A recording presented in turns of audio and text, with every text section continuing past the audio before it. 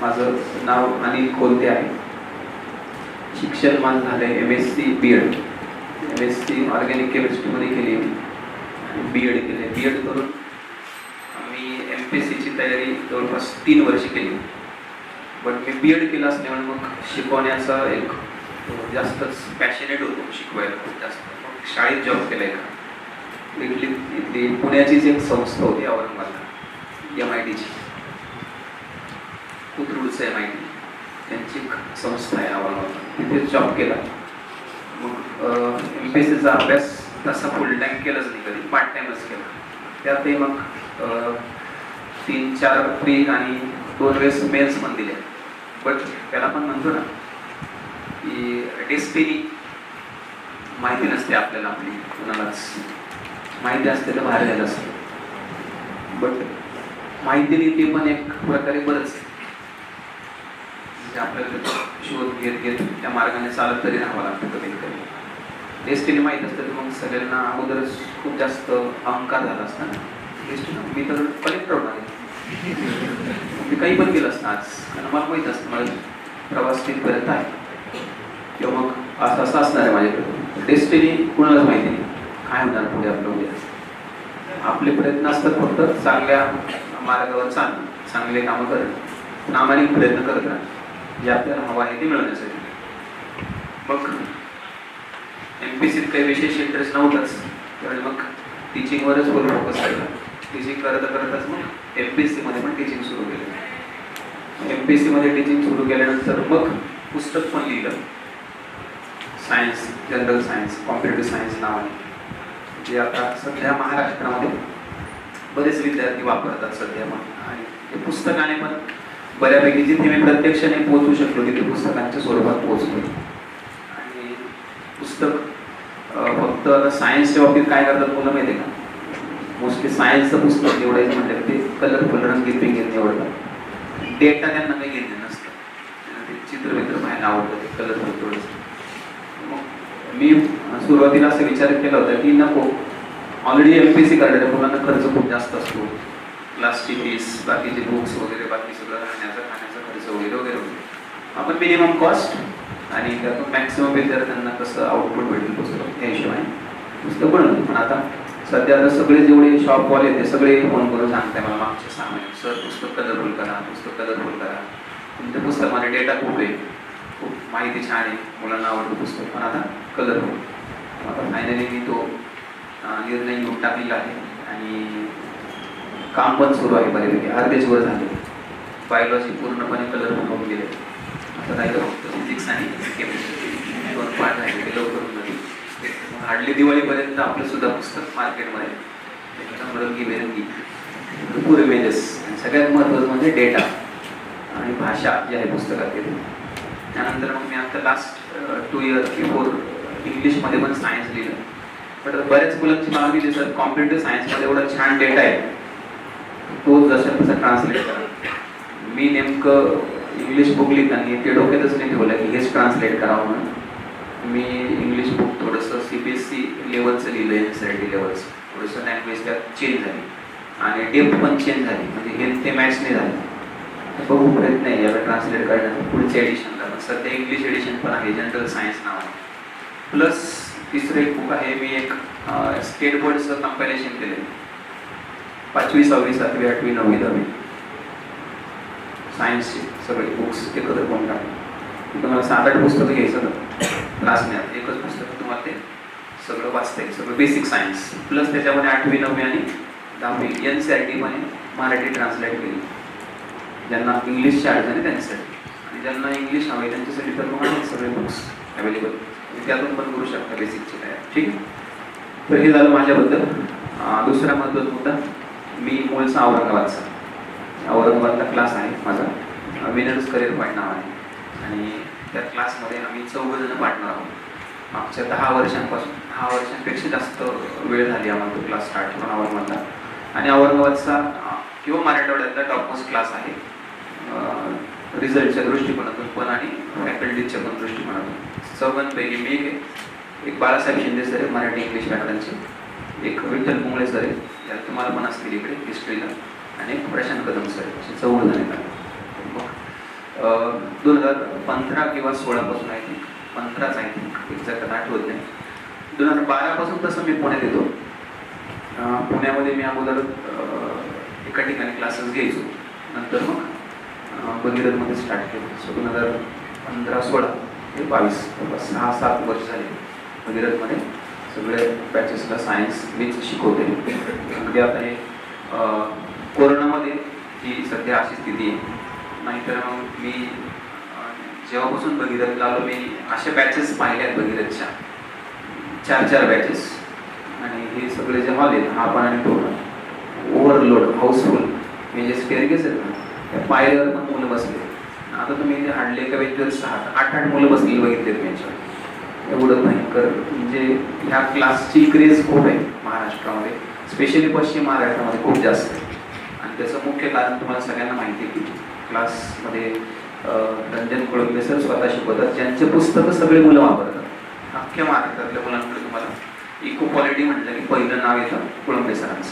त्यामुळे मग तेच स्वतःकडे शिकवतात. त्यामुळे मुलांना ते काय मोस्टली आणखी अनुभव आहे स्पेशली भगीरथच्या बाबतीत. कारण मी आणखी पण बऱ्याच ठिकाणी घेतो क्लासेस, आधीमध्ये सेमिनार वगैरे घेतो.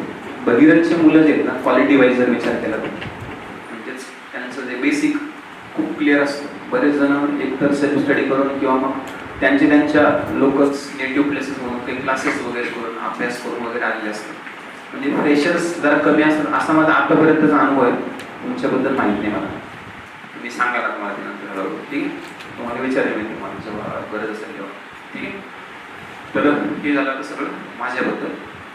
आता तुमच्याबद्दल, तुमच्यापैकी किती जण सायन्स आणि इंजिनिअरिंग बॅकग्राऊंडच्या आहेत? फक्त हातवरती घ्या. चला, सो ऑलमोस्ट डॉमिनन्स आहे, मोर दॅन 90%. ठीक आहे, सो मग इट्स गुड. याचा अर्थ असं होत नाही बाकीच्या आर्ट्सवाल्यांनी संन्यास घेऊन टाकायचं लगेच. जस्ट मी यासाठी विचारत असतो की प्रमाण दिवसेंदिवस माझं ऑब्झर्वेशन जेव्हा मी पहिल्या बॅचला शिकवलं होतं तेव्हा हा रेशो 50-50 किंवा 60-40 असेल. पण नंतरचे प्रत्येक बॅचला रेशो वाढतच गेला. कुठला? सायन्स इंजिनिअरिंगची मुलं वाढत गेले आणि त्या कम्पॅरिझनमध्ये आर्ट्स. आणि ते एक काळ असं होतं एमपीएससी. मी जेव्हा एमपीएससी करायचो तेव्हा 90% मुलं आर्ट्सचेच मुलं एमपीएससी. म्हणजे ते असं काय म्हणतात विधिलिखित होतं, ते असं अघोषित नियम झाला होता तो की आर्ट्सच्याच मुलांनी एमपीएससी करायचं, बाकी कॉमर्स सायन्स इंजिनिअरिंगच्या मुलांनी ते बिलकुल इकडे बघायचंच नाही. म्हणजे त्यांच्या याच्यात नव्हतंच ते, त्यांच्या विचारात की असं काय असतं म्हणून. पण आपल्याला माहिती आहे की सॅच्युरेशन प्रचंड झाले आता सगळ्या क्षेत्रामध्ये. ना इंजिनिअरिंगला जॉब आहे, ना MBBS BMS करून जॉब आहे, आणि बाकी तर विचारलंच नको मग. त्यामुळे मग सगळा क्राऊड जो आहे तो कुठे गोळा झाला एमपीएससी. कारण आता हेच एक सेक्टर असं राहिले जिथे आपल्याला आपल्या टॅलेंटवर काहीतरी आपल्या करिअरसाठी काहीतरी करता येतं आपल्या अभ्यासाला. विशेष म्हणजे तुम्ही सायन्स असो इंजिनिअरिंग असो, सुरुवात सगळ्यांना एकाच ठिकाणून करायची. म्हणजे स्टार्टिंग लाईन सगळ्यांसाठी सेम असेल. पुढे तुमचं पोटेन्शियल मॅटर करतं की तुमच्याकडे किती क्षमता आहे, तुम्ही किती फास्ट सगळ्या गोष्टी शिकतात, कव्हर करतात, ग्रास्पिंग कसं आहे तुमचं, स्पीड आणि प्लस ॲक्युरसी कशी, आणि किती लवकर समजून घेता तुम्ही हे एमपीएससीचं मायाजाळ, किती लवकर समजून घेता. हे खूप मॅटर करत लक्षात ठेवा. इथे फक्त अभ्यास करणारा विद्यार्थी नको आहे, पुस्तकी किडा नको आहे जो फक्त अभ्यास करणार. इथे असा विद्यार्थी पाहिजे ज्याच्या डोक्यात अभ्यासाबरोबर बाकी सगळी स्ट्रॅटेजी पण पाहिजे. सगळ्यात पहिलं महत्त्वाचं म्हणजे आपलं टार्गेट फिक्स पाहिजे. तुम्हाला काय करायचं आहे नेमकं, म्हणजे तुम्हाला काय व्हायचं आहे नेमकं, तुमचं काहीतरी एक स्वप्न पाहिजे परफेक्ट, म्हणजे तुम्हाला त्या दिशेने वाटचाल करत आहे. विस्कळीतपणा नको, असं आपण धरसोड पण नको, हे करू ते करू ते करू ते करू, मध्येच कंबाईन कर, ग्रुप बीच कर, ग्रुप सीच कर, सरळ सेवाच कर, राज्य सेवाच कर, एमपीएससीच कर, स्टाफ सिलेक्शनच कर, रेल्वेच कर. नाही करा, हरकत नाही, पण फर्स्ट ऑफ ऑल स्टडी, अभ्यास करा पाहिजे. मिनिमम तुमचं एक वर्षभराचा तरी अभ्यास व्हायला पाहिजे हे सगळं करण्यासाठी. मग नंतर तुम्ही ठरवा, एक टार्गेट फिक्स करा राज्यसेवा करायची, आणि ॲडिशनली त्याच्यासोबत अभ्यास झाल्यानंतर मग दुसऱ्या परीक्षा पण देत राहा. कारण सगळ्यात पहिलं आपलं टार्गेट पाहिजे की कुठला तरी जॉब भेटला पाहिजे. तो राज्यसेवेतून भेटतो नाही ना, कारण सिलेबस सगळीकडे 80% जास्त सेम असतो. पॅटर्न फक्त समजून घ्यावा लागतो, बाकी काहीच नाही. आणि दुसरा महत्त्वाचा फक्त अभ्यास करणं गरजेचं नाही. सगळे मुलं अभ्यासच करतात, लाखो मुलं परीक्षा देतात. दर प्री एक्झामला 2-3 लाख मुलं असतात, जागा असतात 200, 300, 400 आणि सिलेक्ट होतात फायनली त्यातले. म्हणजे मेन्सला क्वालिफाय होतात काही 1000 आणि त्यातले इंटरला तर काही 100. हा रेशो जर बघितला तर आपण जसं मी तुम्हाला सांगितलं खूप सॅच्युरेशन आहे. मग हे जे सिलेक्ट होणारे क्वालिफाय होणारे जे मुलं असतात ना, हे पण अभ्यास करतात, बाकीचे पण अभ्यास करतात. पण फरक काय पडतं नाही म्हणजे आपल्याला हे समजून घ्यायचं की what that successful students did extra. त्यांनी काय वेगळं केलं नेमकं किंवा काय जास्त केलं त्यांनी ते आपल्याला समजून घ्यावं लागेल. तर त्यांच्या डोक्यामध्ये असतं एक परफेक्ट स्ट्रॅटेजी म्हणजेच परफेक्ट कॅल्क्युलेशन्स. प्री ही फक्त क्वालिफाईंग एक्झाम आहे, म्हणजे ती फक्त तुम्हाला मेन्स देण्यासाठी एलिजिबल बनवते. याचा तुमच्या पुढच्या याच्याशी काही संबंध नाही. हे मार्क्स तुम्ही इकडे तिथे घेत आहेत. तुम्हाला प्रीसाठी प्लॅनिंग पण असंच करावं लागेल की तुम्ही क्वालिफाय झाले पाहिजे एनी हाऊ. आणि आता थोडंसं सोपं केलं आहे पण ह्या एक्झामपासून येणार आता 21 ऑगस्टच्या आता सीसॅट क्वालिफाय झाले. त्यामुळे तुम्हाला आता मॅक्सिमम फोकस GS वर करायचं आहे. बट त्याचा अर्थ असं होत नाही की तुम्ही सीसॅटला निग्लेक्ट करायचं. कारण 66 पण घेणं काही जोक नाही. 66 मार्क्स घ्यायचे आपल्याला त्याच्यामध्ये आउट ऑफ 200. मग त्याचं पण आपण थोडंसं प्रॅक्टिस म्हणजे एवढा कॉन्फिडन्स किंवा एवढा अभ्यास करून ठेवायला पाहिजे की 66 येतीलच आपल्याला 2 तासामध्ये त्याला प्रॉपर वेळ देऊन. मग राहिलं फोकस होतं GSचा. आता जनरल स्टडीजमध्ये काय कट ऑफ येईल, किती मार्क पडतील याचा सध्या काहीच अंदाज नाही आहे. मग आपण आता सध्याचा जर कट ऑफ बघितला आताचा लेटेस्ट स्कोर ॲव्हरेज मुलांचे सीसॅटमध्ये 140, 150 कॉमन स्कोर. कुठल्या मुलांचे बोलते मी जे मेन्सला क्वालिफाय झाले. बाकी तर मग 110, 120, 100 भरपूर येतं. जे मेन्सला क्वालिफाय झाले त्यांचा सीसॅटचा ॲव्हरेज स्कोर 130, 140 आणि GSचा 100च्या आसपास 100, 110. आता सीसॅटच क्वालिफाय झालं म्हणजे त्याचा काही विषयच नाही मेरिटमध्ये. आता सगळा फोकस आला GSवर. मग आता GSचा कट ऑफ काय लागेल. मग आता आपण आता सध्या तर प्रिडिक्ट नाही करू शकत. हे केव्हा प्रेडिक्ट करता येईल जेव्हा पेपर आपल्या हातात पडेल तेव्हा. मग कट ऑफ कसा ठरणार, पेपरचं डिफिकल्टी लेवल ठरणार. मग आयोगाची MPSCची एक टेंडेन्सी आहे, एक मेंटॅलिटी आहे आणि ती टेंडेन्सी आयोग कधीच बदलत नाही. लक्षात कुठली आयोग कधीही कुठल्याही MPSC करणाऱ्या विद्यार्थ्याला त्याच्या माइंडमध्ये असा विचार कधीच येऊ देत नाही की MPSC काय होऊन जातं चिल्लर आहे. बिलकुल नाही. MPSC त्याचा धाक जो आहे ना MPSC करणाऱ्या विद्यार्थ्यांच्या डोक्यामध्ये कायम ठेवतो. म्हणजे कुठलाच विद्यार्थी तुम्हाला असं भेटणार नाही MPSC काही नाही होऊन जाणार कोणीच म्हणणार नाही तुम्हाला. प्रत्येक विद्यार्थी तुम्हाला हेच म्हणेल सक्सेसफुल किंवा परीक्षा दिलं की MPSC नाही बाबा अभ्यास करावा लागतो, प्रॉपरच करावं, सिरियसलीच करावं लागतं, खूप करावा लागतो. त्यामुळे हे तर क्लिअर पाहिजे आपल्याला एकदम क्रिस्टल क्लिअर की कट ऑफ जो काही असणार आहे पेपर टफच असणार आहे. म्हणजे आपण ॲव्हरेज जर बघितलं सरासरी more than 50-55% would be the safe score. 200 पैकी आपण जर समजा 100, 110, 120 पर्यंत जर पोहोचू शकलो तर आपण सेफ झोनमध्ये राहू शकतो. मग आपण इनिशियल टार्गेट तेच डोक्यात ठेवायचे आपल्याला कुठपर्यंत पोहोचायचे 120 पर्यंत मॅक्सिमम पोहोचेल 120 पर्यंत पोहोचायचे. बट इट डिपेंड्स हा पेपर कसा आलाय. पेपर जर खूपच टफ असला तर 100 पर्यंत पण पोहोचणार आहे मूल लक्षात. खूपच टफ आला तर मॉडरेट आला तर 110, 120 पर्यंत जातो.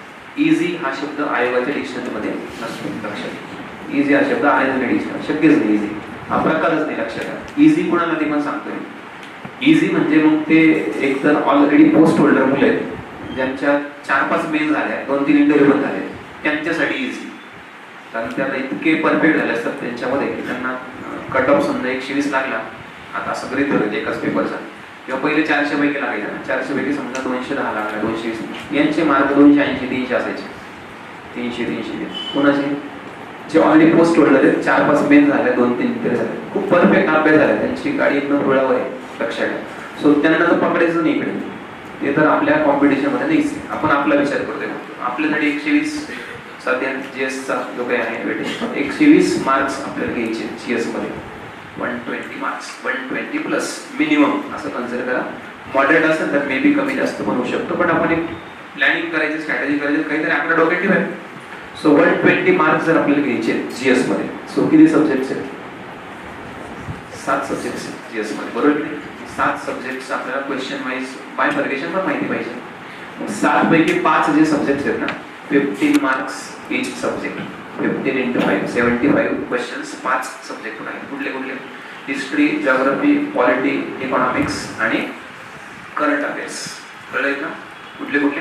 हिस्ट्री, जिओग्राफी, इकॉनॉमिक्स, पॉलिटी आणि करंट यांच्यावर 15 क्वेश्चन्स पर सब्जेक्ट येतात इंटू 5 सब्जेक्ट, म्हणजे 75 क्वेश्चन्स येतात. क्लिअर?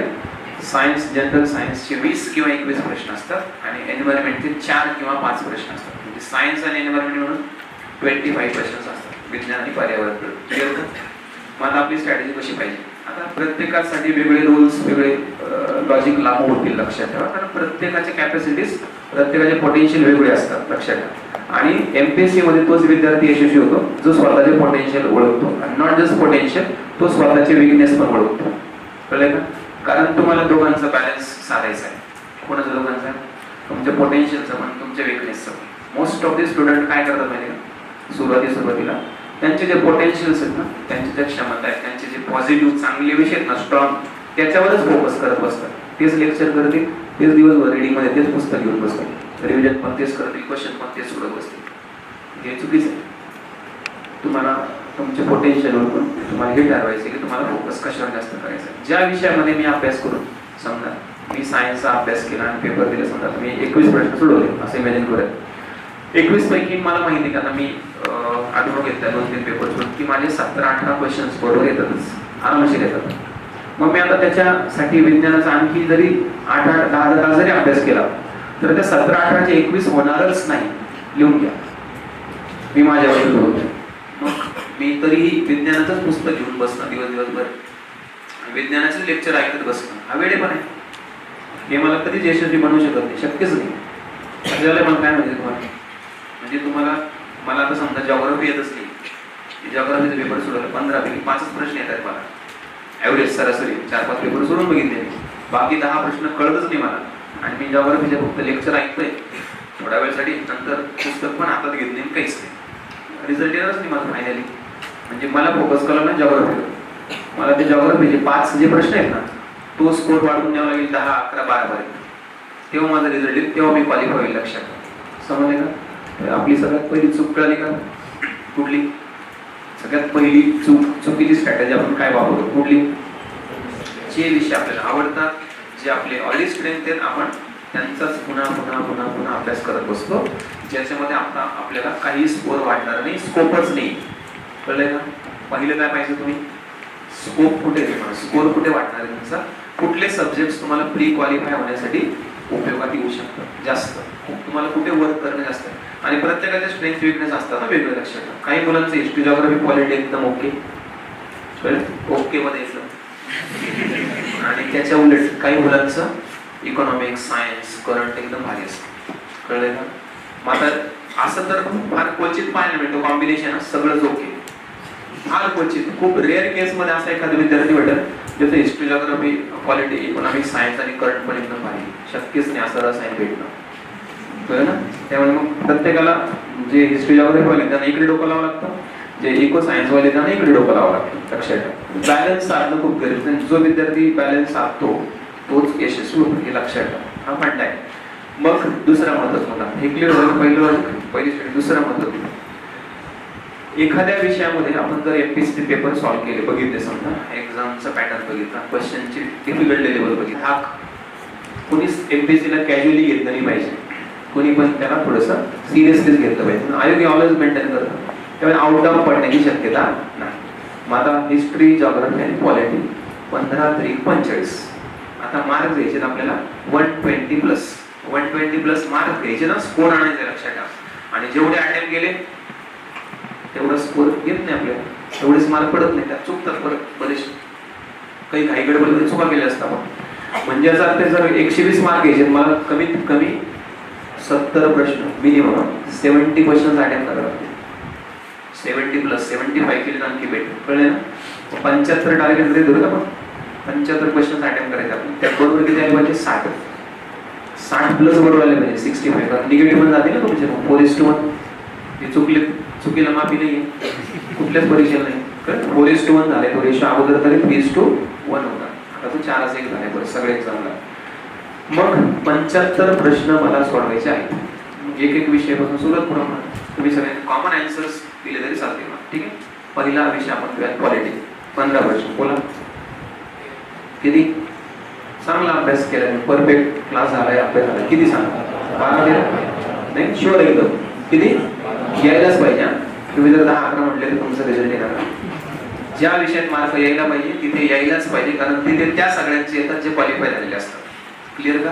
आणि क्वालिटी सगळ्यात बेस्ट सब्जेक्ट कशासाठी? स्कोर. 14-15 आले तर काय आणखी तुमची श्युरिटी वाढते. कळलं ना? म्हणजे तुम्हाला परत कोणाला फोन करून विचारायची गरज नाही पडत. सर 118 मार्क आले, येईल का मार्क? रिझल्ट येईल का? कळलं ना? अशी भरपूर जण करतात ना, फोन करून याला विचार इतका स्कोर होईल का माझा, क्लिअर करा. नाही, तुम्ही जेवढे जवळ असणार जेवढा स्कोर जास्त असणार तेवढी तुमची श्युरिटी जास्त. तुम्हाला काहीच धाकधूक नाही. तुमचं पल्स रेट नॉर्मल असणार, तुम्हाला विचारायची गरज नाही पडत. तुम्हाला माहिती तुम्ही सेफ झोन मध्ये एकदम. कळलंय का? दुसरं जॉग्राफी यायलाच पाहिजे. 12-13 प्रश्न त्याचे यायलाच पाहिजे, लक्षात येतात. ज्यांचा रिझल्ट आहे त्यांचे येतात जॉग्राफीमध्ये. कळलंय का? मग दोन्ही 12-13 पकडले आपण, दोन्ही मिळून 25 पकडूया. टार्गेट फिट करून घ्या डोक्यामध्ये. दोन्ही मिळून 25 आणायचे, लक्षात ठेवा जर आपल्याला प्री क्वालिफाय व्हायचं तर. कळलं? तिसरा हिस्ट्री. सांगा म्हटलं आउट ऑफ 15 10 आहे ना, 9-10 डायनेमिक सब्जेक्ट आहे. आणि 4 व्हाईसराय किंवा 4 गव्हर्नर पैकी एक जरी ओळखायचा नसला कार्यक्रम संपला. बरोबर आहे नाही? 4ही माहिती पाहिजे. 4 गव्हर्नर असतील, व्हाईसराय असतील, काय असतील, 4ही परफेक्ट मध्ये उत्तर काढतो आपण. एक जरी नाव नवीन आणलं की संपला कार्यक्रम. पहिलेच इंग्रजांबद्दल राग आपल्याला खूप. नवीन आलं की आपण विचार केला हा कुठून आला होता, केव्हा आला होता आणि कुठे आला होता, संपला तो प्रश्न गेला. हिस्ट्री जरा डायनेमिक आहे, खूप वाचलं तरी एवढा स्कोर येत नाही पाहिजे तेवढा. मग 9-10 सफिशियंट आहे समजा, ठीक आहे. म्हणजे 9-10 आपण हायेस्ट लिमिट पकडूया. कुठली? हिस्ट्रीची. कारण मटेरियल खूप आहे ना अवेलेबल, त्याच्यावर बरंच काही काही आहे. ते एवढं कव्हर करणं शक्य नव्हतं एका विद्यार्थ्याला in single or 2 attempts. 4-5 attempt झाल्यानंतर तुमचं जवळ नॉलेजची लेवल बऱ्यापैकी वाढलेली असते. 4-5 अटेम्प्ट तेवढे करायचे नाहीत पण अटेम्प्ट. कळलं ना? तेवढे अटेम्प्ट म्हणजे ऑलरेडी तुमचं एक मेन झालेलं पाहिजे बाबा. आलं लक्षात? नाही तर नुसते प्रीचे अटेम्प्ट होतात नाही. प्रीचे अटेम्प्ट मॅक्सिमम टार्गेट ठरवून घ्या. किती? कळलं ना? 50% स्ट्राईक रेट असतात. 2 पैकी 1 प्री क्वालिफाय झाली पाहिजे, तरच तुमच्या अभ्यासाला काहीतरी अर्थ आहे. तरच समजायचं आपण करतोय अभ्यास, ट्रॅकवर आहोत म्हणून. नाही तर सगळं विस्कळीतपणा आहे म्हणून. क्लिअर ना? 2च प्री मॅक्सिमम टार्गेट ठेवायचं, लक्षात ठेवा. तसं तर 1च ठेवायचं. 1च प्री ठेवलं तरी चांगलं, आणखी बेस्ट. तुमच्याकडे वेळ पण आहे बराचसा आणि तुम्ही आता नवीन पॅटर्ननुसार एक्झामला सामोरं जाणार आहे, लक्षात. ठीक आहे. बरं, हिस्ट्री झालं बघा. 10 ऍड करा 25 मध्ये 35. जे विद्यार्थी हिस्ट्री, जॉग्राफी आणि quality lovers, diet fans, PhD holder त्यांनी नीट ऐकून घ्या माझं वाक्य. 35 मार्क्स तुम्हाला प्री क्वालिफाय करू, 35 क्वेश्चन तुम्हाला प्री क्वालिफाय करू शकतात का? पटकन बोला. करू शकता? बरं, मग तुम्ही नंतर आम्ही 45 घेऊ शक्य आहे. बरं, 45 पण घेतले, येतो रिझल्ट. थोडंसं ग्राउंड लेवलवर राहून प्रॅक्टिकली विचार करायला शिका आणि कॅल्क्युलेटर राहा. हे कॅल्क्युलेशन डोक्यात फिट करून ठेवा. कळले ना? हिस्ट्री, जॉग्राफी, क्वालिटी मला किती देणार आहे? 35. कळले ना? आणि 35 वर काही रिझल्ट येत नाही. कळले? ते पण येतील का नाही? MPSC. कळले? सगळे राईट्स कोणाकडे रिझर्व आहे? MPSC. MPSC जर मेहरबान असेल, MPSC मेहरबान असेल, तुमचा अभ्यास मेहरबान असेल तर होऊ शकतो. कळलं ना? काही वेळा खूप हुशार मुलं असतात, खूप भयंकर हुशार, खूप टॅलेंटेड, वर्गामध्ये मित्रांमध्ये रीडिंगमध्ये त्यांचा परफॉर्मन्स एवढा भारी असतो आणि काहींचा ॲव्हरेज असतो. नेमकं बिचारा तो एक्झामला गेला की पूर्ण डाऊन जातो आणि जो ॲव्हरेज असतो ना तो फॉर्ममध्ये असतो. होतं असं. मीन्स एक्झाम डे खूप महत्वाचा असतो, परीक्षेचा दिवस फार महत्वाचा असतो. काही एका दिवस आपल्याला खूप भारी फील व्हायला लागतं. मीन्स अभ्यास करताना, वर्गात लेक्चर करताना, अरे बघा आज खूप छान समजते आपल्याला, अभ्यासाला वस्तू वाचायला खूप छान लक्ष देते आपल्याला. काही दिवस किती वाचतोय, लेक्चर करायला बोर होतोय, मन लागत नाही, कळत नाही. कळलं का? हे दिवस असतो, लक्षात ठेवतो. सो दॅट वन डे ज्याचा भारी असला ना, एखाद्याकडे खूप अभ्यास आहे, पोटॅन्शियल आहे, तो दिवसच खराब आहे बिचारायचा. डोकंच काम करत नाही, प्रश्न वाचतोय पण ऑप्शन मध्ये कन्फ्युज होते, त्याचा रिझल्ट येणार ना. आणि कुणाचा आला जो ऍव्हरेज होता, तिचं परफेक्ट लॉजिक लागलं, तिला सगळं आठवायला लागलं आपोआपच, त्याचा रिझल्ट होते असं. सो तो दिवस पण फार महत्वाचा असतो, लक्षात ठेवा. मग आता जावं लागेल आपल्याला बाकीचे विषय शोधायला लागतील आता. कुठले माझा? इकॉनॉमिक्स, सायन्स आणि करंट. पहिले इकॉनॉमिक्स पासून सुरुवात करूया. इकॉनॉमिक्सचा अभ्यास करणं हे स्किल आहे, लक्षात ठेवा. इकॉनॉमिक्सचा अभ्यास करणं हे काही असं कुणाचंही जनरल काम नाही आहे. कुणी पण उठून इकॉनॉमिक्सचा अभ्यास करणं शक्यच नाही. याला स्किल आहे इकॉनॉमिक्सचा अभ्यास करणं. तुम्हाला थोडंसं प्रॉपर याचं प्लॅनिंग करावं लागेल हा विषय इकॉनॉमिक्स. कारण हा पण एक डायनॅमिक सब्जेक्ट आहे आणि याच्यामध्ये पण भरपूर डेटा तुम्हाला हँडल करावा लागतो. याच्यात स्कोअर करणं थोडंसं स्किलफुल आहे. तुम्हाला जर ते आलं, जमलं, समजलं, आरामशीर तुम्हाला 15 पैकी किती येऊ शकतं सांगा? किती? 10+9-10. चांगला अभ्यास करणारे विद्यार्थी यायलाच पाहिजे. आणि इकॉनॉमिक्सचा दुसरा फायदा तुम्हाला करंटला पण होतो. इकॉनॉमी जर चांगला असेल तुम्ही करंटला पण मार्क्स मिळू शकता चांगल्या. 2-3 प्रश्न याच्यात कवर होणार आरामशीर.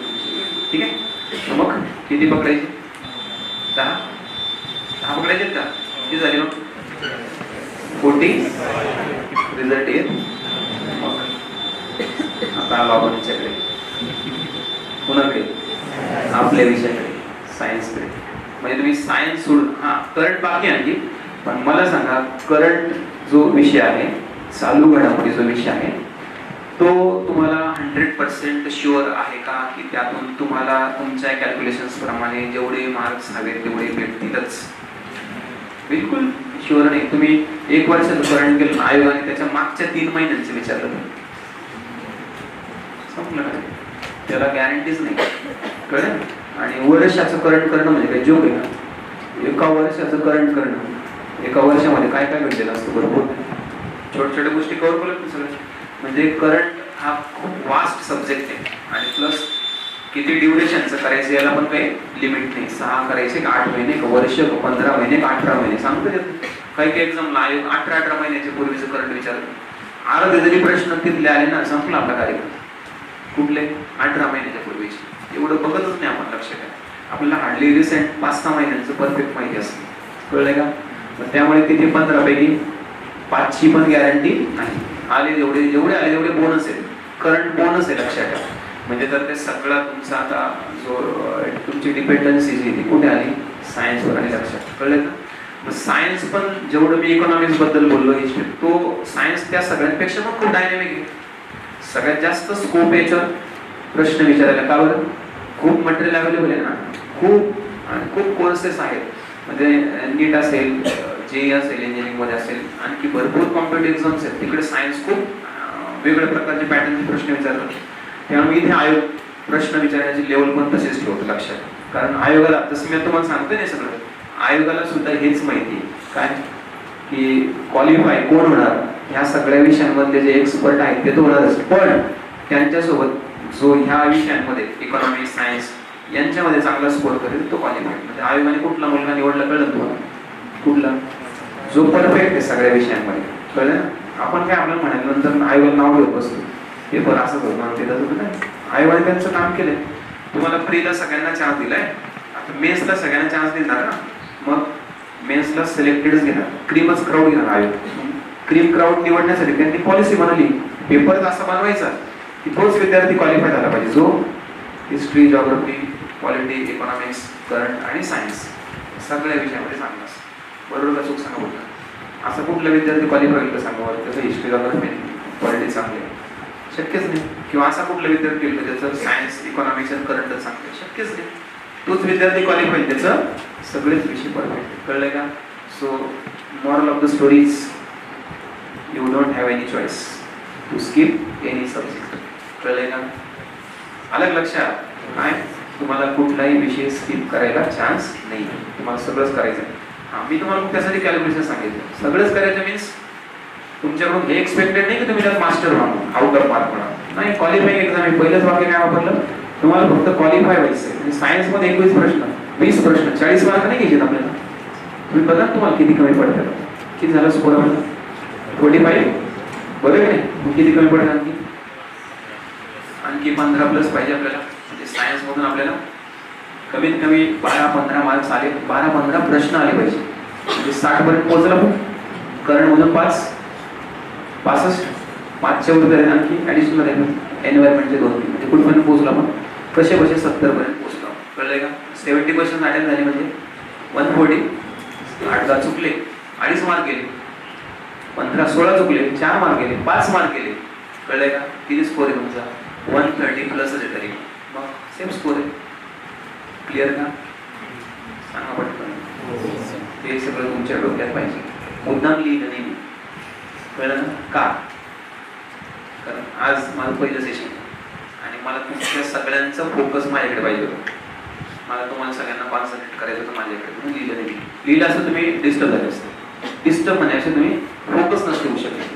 कारण मग शिक्षक लिहायला लागले की तुमची मेंटॅलिटी बरेच जण रिलॅक्स होणार. हा आता सर काय लिहित असेल, चला आपण आपले काम पुन्हा फोन केला, इकडे याला काहीतरी चिंता घेतला काहीतरी म्हणतात. आता मी तुमच्याशी 1 to 1 बोलते. मोस्टली आय टू आय किंवा फेस टू फेस कॉन्टॅक्ट करतो. सगळ्यांचा फोकस ऑलमोस्ट माझ्याकडे. कळले का? सो ते सुद्धा खूप गरजेचं असतं लक्षात. जेव्हा तुम्ही वर्गात बसता ना, लेक्चर स्टार्ट झालं की प्रत्येक विद्यार्थी इतका स्वार्थी पाहिजे. स्वार्थी शब्द वापरला मी, फिट करून ठेवा डोक्यात. कळलं ना? कुठला शब्द वापरलाय?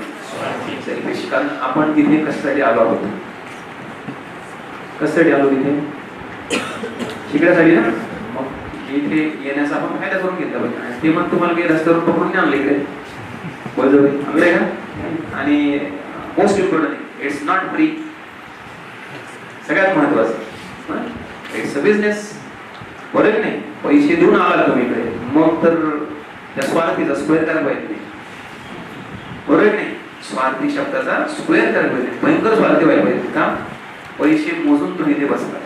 तुमचं काम पाहिजे इथे बसलात ना, जेवढे पैसे भरले त्याच्या दुप्पट वसूल झाले पाहिजे. कळले का नाही?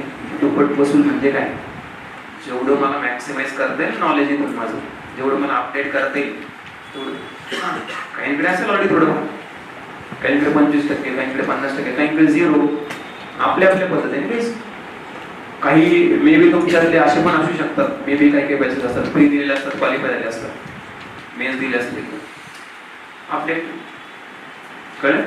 त्याच्यामध्ये राहायचं, कन्सिस्टन्सी मेंटेन करायची. जे नवीन काहीतरी ऐकलं ते घ्यायचं, बाकी तर शांत. कळलं का? Good student must be a good listener. Clear? आणखी एक म्हणता कुठला? Good student must be a good listener. कळलं? चांगला विद्यार्थी तोच कोण? तो ऐकून घेऊ शकतो चांगलं, शांतपणे, एकदम परफेक्ट. तोच चांगला विद्यार्थी होऊ शकतो.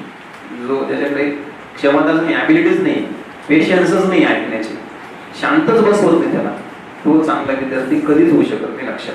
कळेल का? आले की लक्षात? तुम्ही जेवढी इथे वर्गात मेहनत घ्याल किंवा जेवढं सिरियसली राहाल तेवढं तुम्हाला यश मिळण्याचे, सक्सेस होण्याचे चान्सेस वाढतील तुमचे. आपण इथे कसे राहतो माहिती का? Mentality, psychology. तिथे आपण असं राहतो की आता हे सगळं साम्राज्य आहे आपलंच, आणि ह्या साम्राज्याचा मी एकमेव एम्पेरर आहे, राजा आहे, आणि सगळी आजूबाजूची माझी प्रजा आहे. मीन्स फिलिंग लाईक दॅट डोक्यामध्ये असतं. थोडक्यात काय म्हणते, आपण एकदा खुश आरामशीर राहतो, काहीच त्रास नाही, काहीच नाही. आणि याच्या एक्झॅक्ट कॉन्ट्रास्टिंग असतो आपण एक्झाम हॉलमध्ये. बरं, माझ्या आजूबाजूला सगळी गरीब जनता आहे. तो समोर जो इन्व्हिजिलेटर आहे तो इंग्रज आहे, तो आता अत्याचार करतो, त्याच्यामुळे मला इथे असंच बसून राहावं लागतंय, थोडं पण हालता येत नाही, फक्त पेपरमध्येच पाहावं लागतं, इकडे तिकडे पण नाही पाहता येत. बरोबर चूक. अपोजिट कॉन्ट्रास्टिंग कंडिशन मध्ये जातो आपण. कळलं की नाही? जेवढं सिरियसनेस एक्झाम हॉलमध्ये पेपर सोडवताना असतं त्यातलं 10% जरी ते आणलं ना, किती पर्सेंट? 10% तुमचं काम झालं. पण वाक्य लक्षात ठेवा. आणि मी जे बोललोय ते चूक एक बरोबर ते पण सांगा ना. एक्झाम हॉलमध्ये जेव्हा पेपर तुमच्या समोर असतो तेव्हा तुम्हाला त्यात तुमचं भविष्य दिसतं, त्याच्यामध्ये दिसतं का नाही? तुम्हाला वाटतं आता मी कायच करू आणि काहीच नाही पेपरचं की रिझल्ट आला पाहिजे. बरोबर नाही? आता का नाही? बरं, त्यातलं मी किती म्हणतोय तुम्हाला? 10% म्हणतोय, जास्त 10% अपेक्षित. त्यातलं 10% सिरियसनेस इकडे मेंटेन करा. जेवढं गांभीर्य मी परीक्षा मध्ये दाखवतो संपलं, तुम्ही आपोआप राईट ट्रॅकवर येऊन जा. तुमचा रिझल्ट पण लवकरात लवकर येईल, वेळ लागणार नाही. समजले का? नंतर आपण या सगळ्या गोष्टींचं हे करत बसतो विश्लेषण, काय झालं असेल. मी तुम्हाला अगोदरच सांगून दिलं काय काय होऊ शकतं आणि तुम्ही त्यात काय काय अवॉइड करायचं, काय काय टाळायचं. क्लिअर ना? युग मुद्द्यावर माझ्या. ठीक आहे. सायन्सचं इम्पॉर्टन्स तसं मी तुम्हाला सगळ्याच विषयांचं इम्पॉर्टन्स सांगितलं, त्यामुळे सायन्स काही असं माझा विषय म्हणून काही स्पेशल त्याकडे पाहण्याची गरज नाही. हां, ऑफकोर्स वेटेज जास्त आहे, तिथं क्लिअरच आहे एकदम. 20-21 प्रश्न म्हणजे नॉट अ जोक. आणि मी तुम्हाला ऑलरेडी गणित सांगून दिलंय की याच्यात जो घेईल ना स्कोर त्याचाच रिझल्ट आहे. लक्षात आहे किती? 20 पैकी 20 प्रश्न नाही आणायचे, 10, 12, 15, 17 जेवढे जास्त घ्या तेवढं शुअरिटी वाढेल तुमची. कळलंय का? अगदी पेपर टफ असेल तर 5, 7 आणि 8 प्रश्न जरी आले तरी तुम्हाला हेल्पफुल ठरू शकतं. पण जर आता मला माहिती आहे सायन्स मध्ये मला 5-7 पण नाही येते, मग मला थोडं डोकं करंटवर लावावं लागणार आहे. आलं एक लक्षात? मला माहिती आहे ना मला सायन्स जमतच नाही, मी किती जरी डोकं लावलं तरी किती 5-7च प्रश्न. पण मी माझा फोकस कुठे शिफ्ट करेल की करंटवर पण शिफ्ट करेल. करंट मधून पण काय करेल 7-8 काढण्याचा प्रयत्न करेल. जेवढं इकडे कमी होते ना तेवढं मी तिकडे वाढवायचं ऍड करण्याचा प्रयत्न. समजलं का? प्लस मी ही पण काळजी घेईल की एन्व्हायरमेंटचे 4 पैकी 3 आलेच पाहिजे. कळलं का नाही? हे प्लॅनिंग तुमच्या डोक्यात कायम पाहिजे अभ्यास करताना, तर रिझल्ट येत असतो, अदरवाईज नाही. तुम्ही 1-2च विषय घेऊन बसला 6-6 महिने वर्ष मग तुमचा कार्यक्रम रेंगाळला. आणि एकदा रेंगाळला निघेल हा फ्लो असतो, त्या फ्लो मध्ये तुम्ही एकदा आला ना मग त्या फ्लो मध्येच निघून जायला पाहिजे. कळलं? तुम्ही जर रेंगाळले मग संपलं. कारण नवीन मुलं दरवर्षी ऍड होत राहतात, त्यामुळे मग कॉम्पिटिशन आणखी टफ होत चालते. लक्षात ठेवा. समजले ना? साचून राहिलेल्या पाण्यामध्ये जास्त काळ असतो, वाहणारं पाणी खूप स्वच्छ असतं. पण आपल्याला स्वतःला नेहमी फ्लो मध्ये ठेवायचं, एका ठिकाणी अडकायचं नाही कुठेच. कळले का? कुठल्याच गोष्टीत नाही अडकायचं, कुठल्याच नाही. सगळ्यात पहिलं प्रेफरन्स आपलं करिअर, आपल्याला नोकरी कशी भेटेल हेच पाहिजे बघतो, बाकी काहीच. ठीक आहे? सो हे मागच्या 3 वर्षांचं 19, 20 आणि 21 म्हणजे कोरोनावाली परीक्षा जी 22 मध्ये झाली जानेवारीला. कळलं ना? तर हे त्या 3 परीक्षांचं सायन्सचं वेटेज आहे. सायन्समध्ये जे 3 महत्त्वाचे पार्ट्स आहेत आपले, बायोलॉजी, फिजिक्स आणि केमिस्ट्री. त्यातली प्रश्न संख्या. तर थोडक्यात हे फक्त यासाठी बघायचं की आयोगाची स्ट्रॅटेजी समजून घ्यायची थोडीशी, आयोग काय करतं नेमकं. ठीक आहे?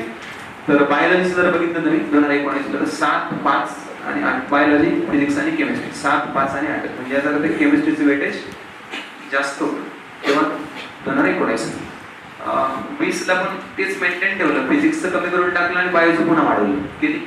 10. आणि 21ला की 22 मध्ये झाली परीक्षा, केमिस्ट्रीचं वेटेज म्हणजे आता समजा एखाद्या मुलाने जर ॲनालिसिस केलं असेल 20च्या परीक्षेचं आणि 19चं, तो काय विचारणार केमिस्ट्रीला खूप प्रश्न येत आहे.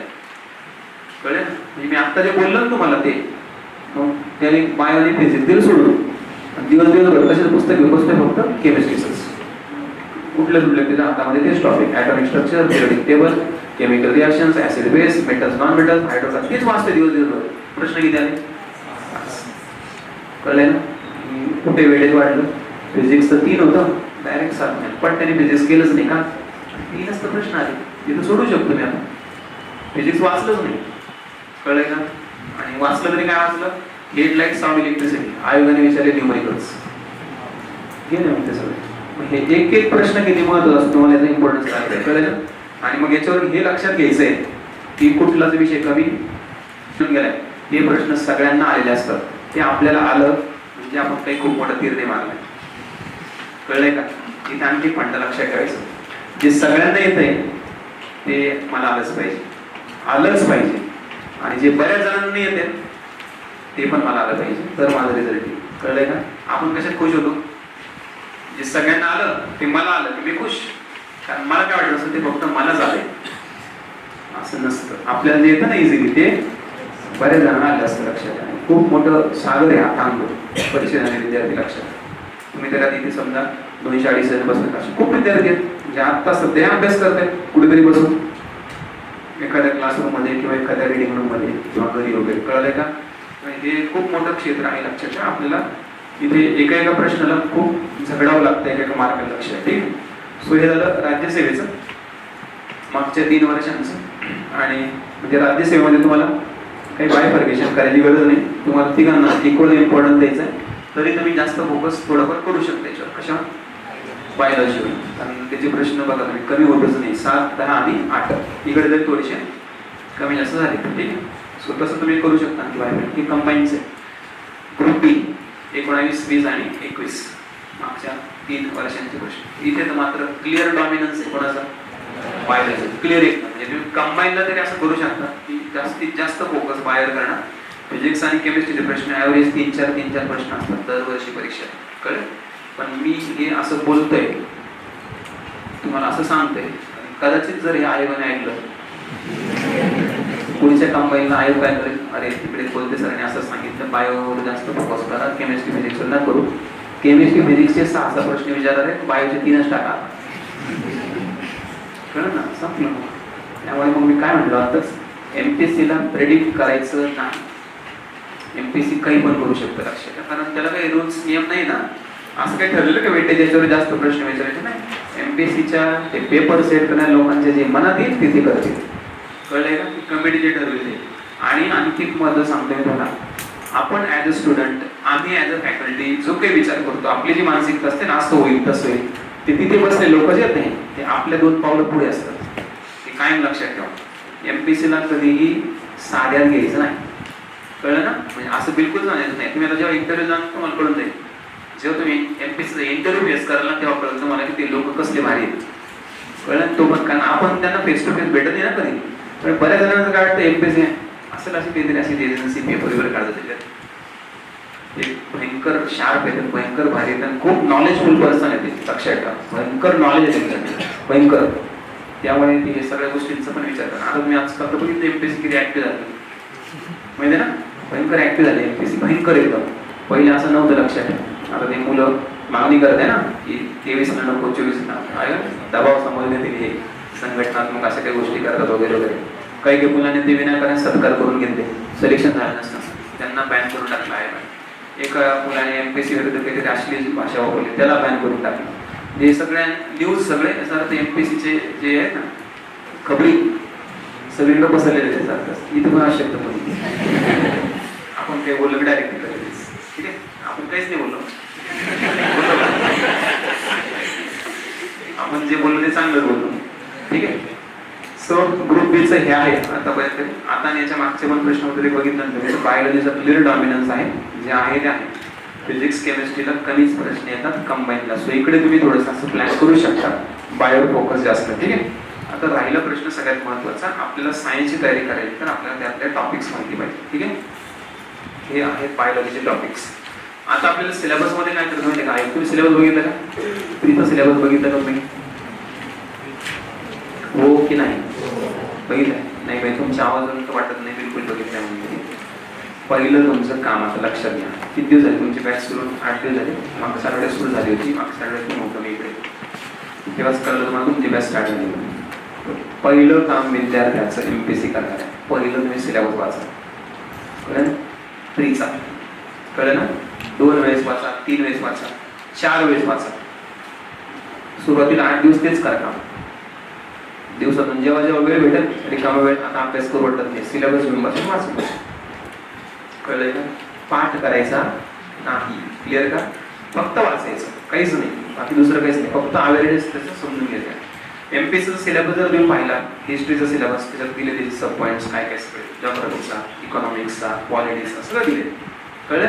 असं बघत बघत बघत बघत तुम्ही सायन्सच्या सिलेबसवर आला, सामान्य विज्ञान, जनरल सायन्स ते दिलं असतं, केमिस्ट्री, फिजिक्स, बॉटनी, झुलॉजी आणि हायजीन, माहिती आहे ना, रसायनशास्त्र, भौतिकशास्त्र, प्राणीशास्त्र, वनस्पतीशास्त्र आणि आरोग्यशास्त्र. समजा मुलांना वाटतं अरे वा, वगैरे एवढं मोठं सिलेबस आहे, सायन्सचा सिलेबस 5च टॉपिक आहे, सगळ्यात सोपं सिलेबस आहे सायन्सचा, बरोबर की नाही.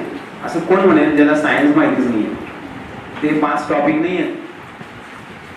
तो सिलेबस म्हणजे वरच्या 3 विषयांचा सिलेबस आहे. कुठले, जॉग्राफी, पॉलिटी आणि इकॉनॉमिक्स. त्यात जेवढं शिकावं लागतं ना तेवढं एकटे ह्या विषयात शिकावं लागतं, कुठल्या, सायन्समध्ये. म्हणजे जे 3 महत्त्वाचे पार्ट्स आहेत ना, फिजिक्स, केमिस्ट्री आणि बायोलॉजी, प्रत्येकाचे आपल्याला कमीत कमी मिनिमम, जे मग ते 20 पैकी 15-16 मार्क देतील आपल्याला, कमीत कमी 12 टॉपिक करावे लागतात. म्हणजे 12 3 36, कळलं ना. 35-36 टॉपिक जेव्हा प्रॉपर होतील ना शिकून, तेव्हा कुठे कॉन्फिडन्स येतो की अरे हा आता 20 पैकी 15-17 सोडवू शकतो, क्लिअर का. कारण 4-5 तर ते आयोगालाच माहिती असतं, त्याचा रेफरन्स काय नेमका, त्याचा सोर्स काय, मग त्याला टॅकलच नाही करत, त्या मागे जायचं नाही, कळलं ना. आउट ऑफ मार्क्स कुठल्याही विषयात घ्यायचे नसतात आणि पडत पण नसतात, हे डोक्यात फिट करून ठेवा, कळलं ना?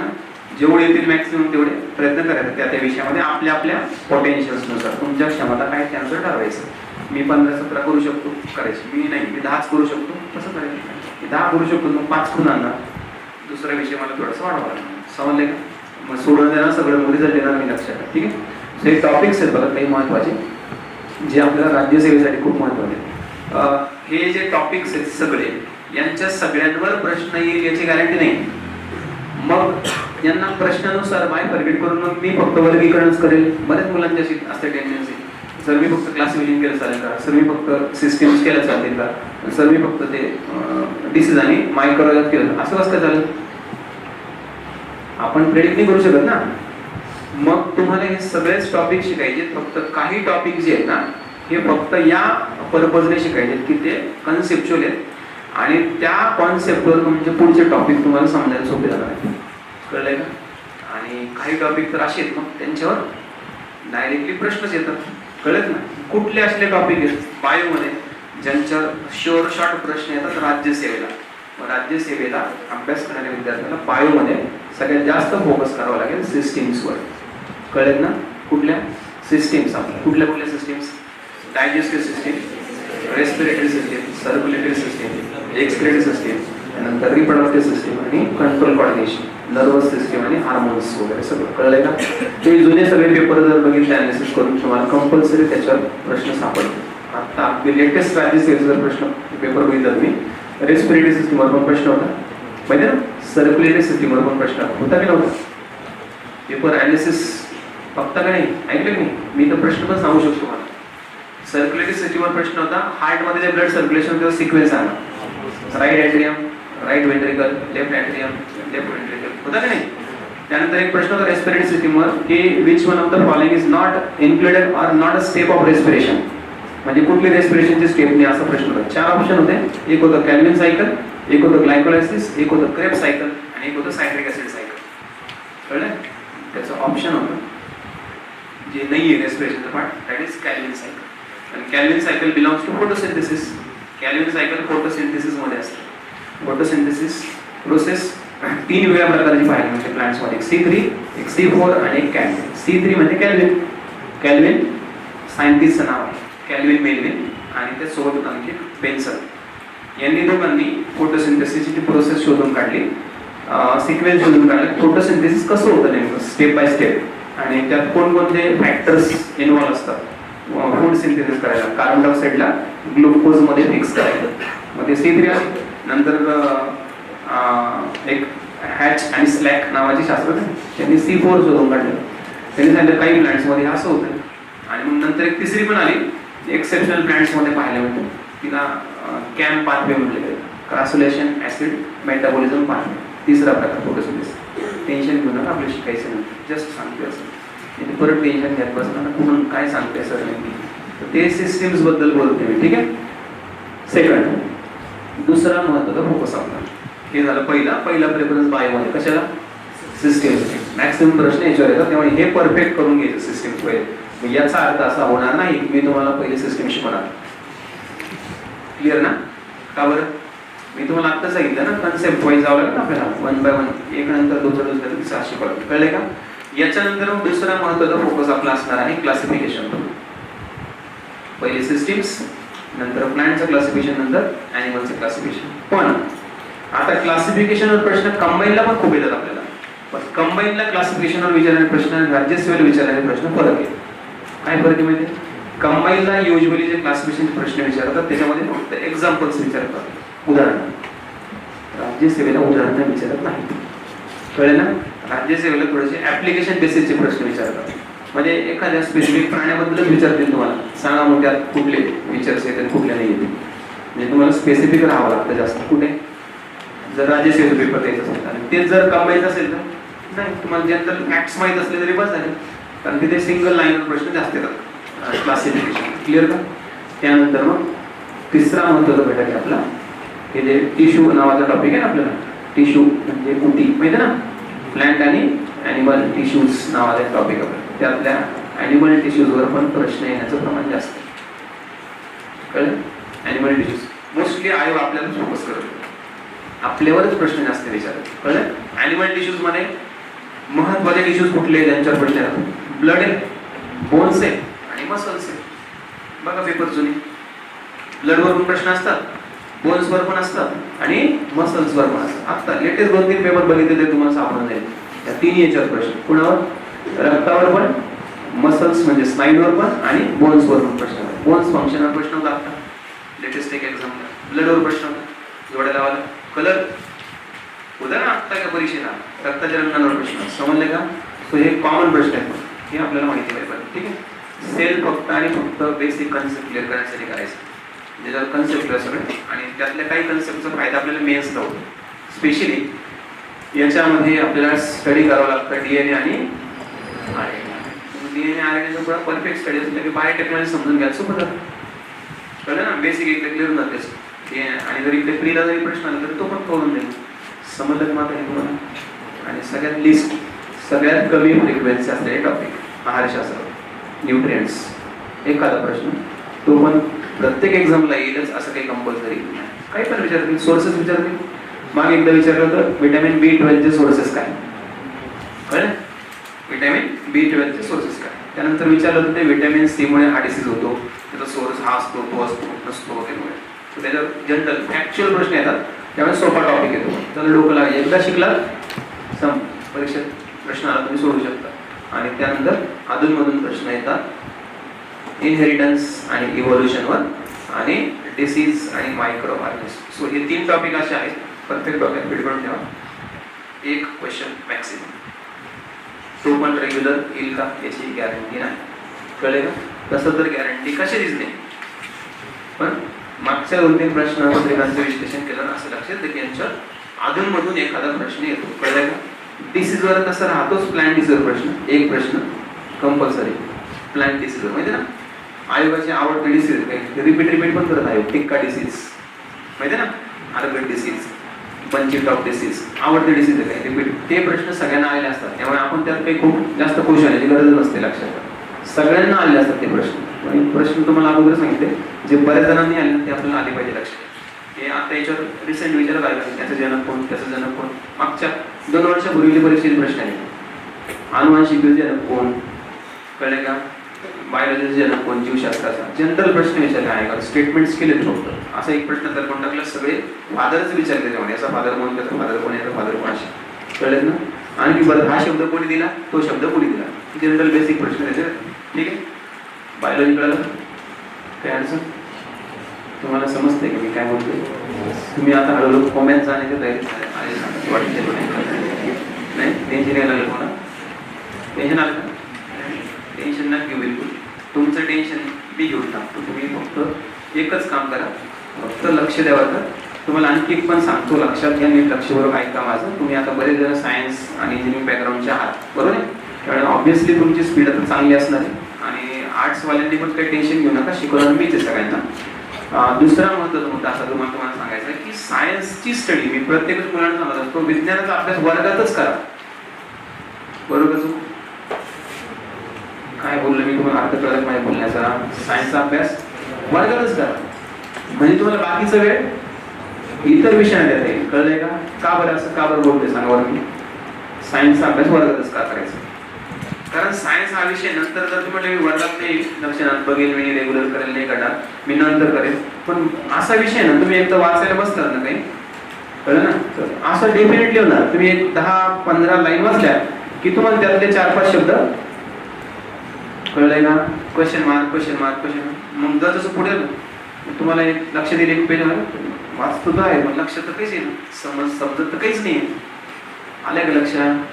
म्हणून मी काय बोललो तुम्हाला कळलं का? आता काय याचा अभ्यास वर्गातच करायचा. वर्गातच एवढं लक्ष द्यायचं की याला परत पुढे एक्स्ट्रा वेळ देऊन अभ्यास करायची गरज नाही पडली पाहिजे, फक्त रिव्हिजन करावी लागली पाहिजे. क्लिअर का? बाकी विषय तुम्ही समजा हिस्ट्री शिकलात वर्गामध्ये, जिओग्राफी शिकलात, पॉलिटी शिकलात, मला सांगा नंतर अभ्यास करायला बसले तुम्हाला परत अडचण येणार काही? तुम्हाला ते वाचताना कळून येईल सगळंच. आलं की लक्षात? जे सायन्स होतं का? सायन्स नाही होत लक्षात. वर्गात पण लक्षपूर्वक ऐक, पण नंतर वाचायला बसा तर तुम्हाला बऱ्याच गोष्टी कळत नाही. लक्षात काही जणांना कळतात, ते प्रत्येकाच्या ग्रास्पिंगवर डिपेंड असतं, पण मॅक्सिमम जणांना कळत नाही. लक्षात मॅक्सिमम तुमचं टार्गेट हे ठेवा की वर्गात सगळं विषय क्लिअर झाला टॉपिक तेवढं ठीक आहे. सो हे आहे केमिस्ट्रीचं. तुम्ही आताच केमिस्ट्रीचं वेटेज बघितलं तर केमिस्ट्रीतले पण आता मी तुम्हाला जे मॅक्सिमम प्रश्न आहे टॉपिक आणि मिनिमम प्रश्न आहे टॉपिक असं बायफर्केशन करून देतो. बायोचं कळलं ना. सगळ्यात जास्त प्रश्न कशावर? सिस्टीमवर, त्यानंतर क्लासिफिकेशन, त्यानंतर ॲनिमल टिश्यूज ठीक आहे, त्यानंतर DNA RNA क्रोमोझोम्स कळलं ना, जे की आपल्याला मेन्सला पण उपयोग होतं, त्यानंतर न्यूट्रिशन्स आणि त्यानंतर इव्होल्युशन बरोबर आहे. डिसीज प्लॅन्ट डिसीज मोस्टली एखादा प्रश्न त्यावर कंपल्सरी असतो परीक्षा. क्लिअर का? केमिस्ट्रीमध्ये कशावर फोकस करायचं असतं? केमिस्ट्रीवर कंपल्सरी प्रश्न असतो ॲटॉमिक स्ट्रक्चर ॲटॉमिक थिअरीजवर. आणि हो तुम्हाला आणखी एक सांगायचं राहिलं, CSAT मध्ये कॉम्प्रिहेन्शन नावाचा पार्ट असतो. पॅसेज नाही का? पॅसेजमध्ये 2 पॅसेज सायन्सचे असतात. म्हणजे 66 पैकी 25 या अभ्यासावर पण भेटू शकतात, भेटतात. कळलं? 2 तर कंपल्सरी असतात, 3 पण येऊ शकतात. आता 3 होते नाही ना. लास्ट एक्झामला 3 पॅसेज सायन्सचे, 3 पॅसेज म्हणजे 37.5 मार्क्स, 37.5 मार्क्स. कळलं ना? 2 पॅसेज केमिस्ट्रीचे होते.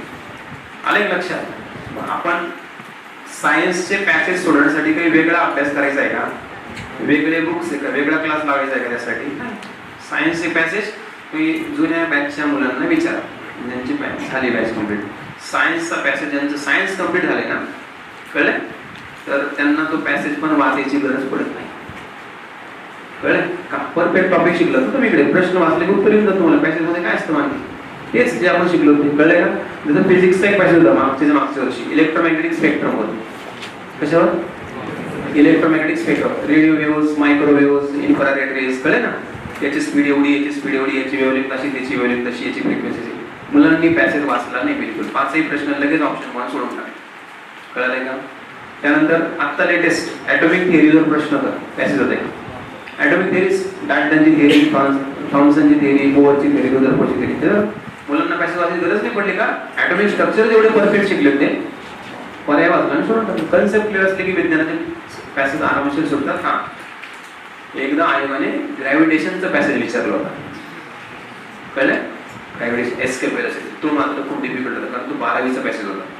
कळलं का? मग त्यातले 5 पैकी 2 प्रश्न आरामशीर सुटू शकत होते, 3 प्रश्न मात्र डिफिकल्ट होते. कळलं का? मग असं पण एखाद्या वेळेस होऊ शकतं. एखाद्या वेळेस जिथे पॅसेज जरा टफ लेवलचा असतो, एखादा 2 पैकी एखादा, मग तिथे मात्र तुम्हाला त्या एका पॅसेजला थोडं कॉम्प्रोमाइज करावं लागेल. एक तर तुम्हाला 100% शुअर शॉट सांगतो मी, एक म्हणजे 12.5 फिक्स आहे. कळले का? कशामधले? 66 मधले 12.5 फिक्स आहे सायन्सच्या एक पॅसेज. का? 100% आपल्या याच्यातच असतो तो, कवरी क्षेत्रातला. आणि तुमचं नशीब चांगलं असेल तर दुसरा पण, म्हणजे 25 फिक्स आहे. मग आणि एखादा तिसरा आला मे बी लावलं पाहिजे. आणि तिसरा मेटल्स आणि नॉन मेटल्स. म्हणजे केमिस्ट्रीचे जेवढे प्रश्न आतापर्यंत विचारले गेलेत परीक्षेला, त्या सगळ्या प्रश्नांपैकी मॅक्सिमम प्रश्न कुठले? Atomic theories, classification of elements म्हणजे पिरियडिक टेबल, आणि तिसरा कुठला? Metals non metals. नाही का? मेटल्स नॉन मेटल्सचे प्रश्न आयोग खूप सोपे विचारतात आणि ते सगळ्यांना येतं. बरं? काय विचारतं? मेटल्स विचारतं आयोग, खनिजे, ओर्स. कळलं? आत्ताच लेटेस्ट ना ॲल्युमिनियमचं ओर्स कुठले? बॉक्साईड, माहिती ना, क्रायोलाइट वगैरे, बेल्ट्स वगैरे. असे प्रश्न आयोग विचारते, सगळ्यांना येतात. नाही तर मग विचारतं alloys, alloys and their uses. होतं ना आता? होतं ना आता युजेस, त्याचा उपयोग आला ना का? याचाच ॲल्युमिनियमच्या ॲलॉईचा उपयोग आला होता विमानाचं, एअरक्राफ्ट पार्ट्स वगैरे. कळालंय का? सोपे प्रश्न येतात ह्या टॉपिकवर. कुठल्या? मेटल्स नॉन मेटल्स जनरल प्रश्न कुणाला पण येतात आणि यायलाच पाहिजे लक्षात. ठीक आहे? त्यानंतर मग ह्या 3 नंतर फोकस करायचा चौथा टॉपिक आहे केमिकल रिएक्शन्स. कंपल्सरी प्रश्न कशावर? केमिकल रिएक्शन, रासायनिक अभिक्रियांवर सुद्धा कंपल्सरी प्रश्न येतोच. आणि तो पण कुठला माहिती आहे का?